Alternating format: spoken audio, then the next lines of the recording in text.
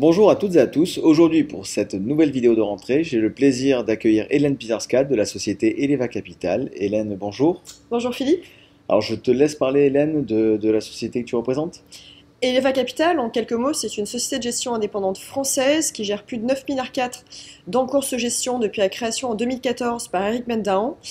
Notre métier, c'est de gérer des portefeuilles investis dans les marchés cotés européens, donc de rencontrer les entreprises pour identifier celles qui ont le plus de potentiel.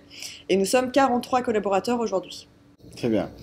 Alors, comme tu le sais, au sein d'Ever Finance, on a à cœur de chaque mois tenir au courant de nos clients de l'information et de ce qui se passe à travers la planète. Aujourd'hui, on peut se rendre compte que le mois d'août, finalement, qui est souvent un mois un peu compliqué sur les marchés, à part une petite semaine de stress, mais sinon, ça s'est plutôt bien passé. On retiendra encore donc, le retrait des troupes en Afghanistan ou encore la crise sanitaire qui nous montre qu'on n'est pas encore sorti et qu'on en est loin de la sortie de cette crise.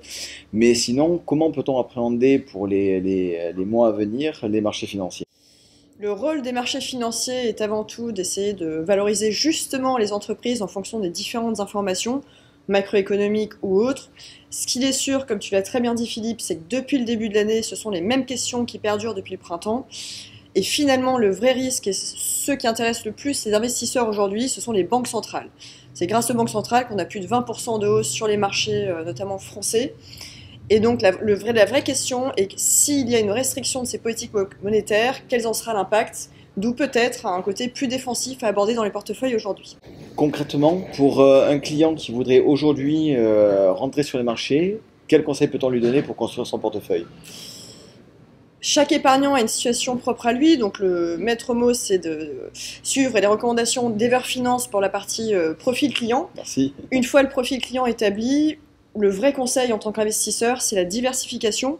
Par diversification, on entend diversification du point d'entrée, essayer de faire de la prime programmée ou des versements réguliers mois par mois, pour ne plus avoir à se poser la question du point d'entrée sur les marchés financiers. Par ailleurs, dans ce contexte de restriction des politiques des banques centrales, on aime beaucoup des secteurs de croissance et de qualité, notamment la santé, les medtech, les pharma. On va à l'inverse éviter tout ce qui est plutôt dans le secteur de l'énergie. Et de manière générale, on aime bien les innovations également dans tout ce qui va être lié à l'environnemental et l'ESG au sens global. Donc, pas mal de thématiques donc, en perspective. Et concrètement, une des réponses d'Eleva Capital, justement, à intégrer dans ses portefeuilles.